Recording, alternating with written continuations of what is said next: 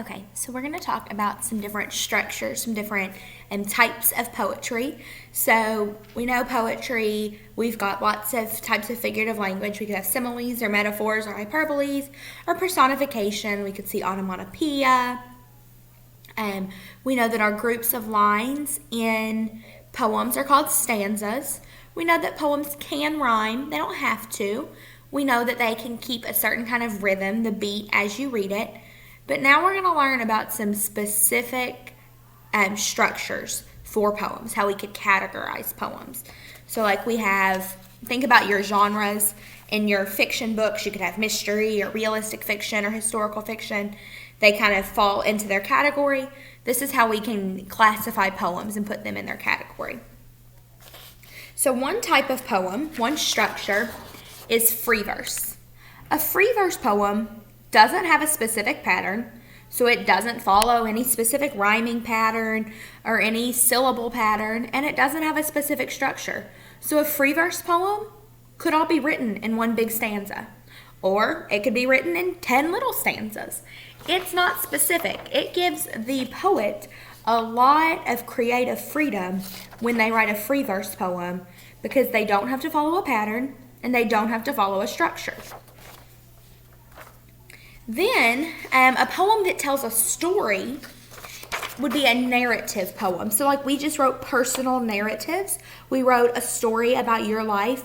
A narrative poem is going to tell a story. It's going to follow a lot of the same elements that your personal narrative did, that a story would. It's going to have a plot. Something's going to happen. It's going to have a setting. They're going to tell us where it's at. And there are going to be characters. Now those characters might be animals. They might be completely fictional, but it's going to have characters. And narrative poems might rhyme, but they might not. They don't have to. So that poet's got freedom to decide if they want to put rhyme in there or if they don't want to. Another type of poem is a lyrical poem. A lyrical poem is going to express a lot of feeling and emotion, and it's going to be musical. So it's going to have a musical tone to it, almost like you could sing along with it. And there's going to be a lot of feelings and a lot of emotions. I think that the absolute hardest structure, the hardest poem to write is this next one. It's a haiku. So a haiku, it's a Japanese form of poetry, and they're about nature. So it's written about something in nature, and we get these from the Japanese culture. So the reason that haikus are so hard is because they have a very, very, very specific structure. So we know they have a specific subject, which is nature, but their specific structure, a haiku can only be 3 lines, and then it gets even more specific. So the first line has to have exactly 5 syllables. So your words, you might only be able to have 1 or 2 words in a line to get you 5 syllables. The second line has to have exactly 7 syllables. The third line has to have exactly 5 syllables.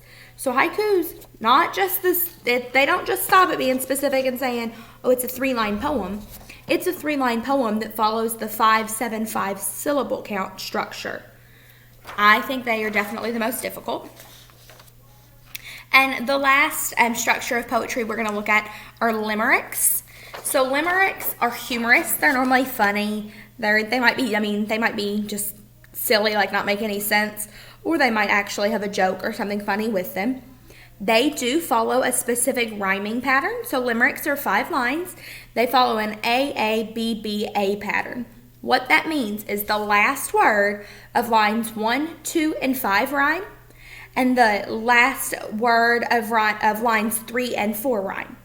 So you've got AA, so they would rhyme. 1, 2, and 5 are going to rhyme. So maybe they're town, clown, down. And then BB are going to rhyme. Maybe they are dog, frog. So the last words of your 5 lines are going to follow, you can't see that, are going to follow a rhyming pattern.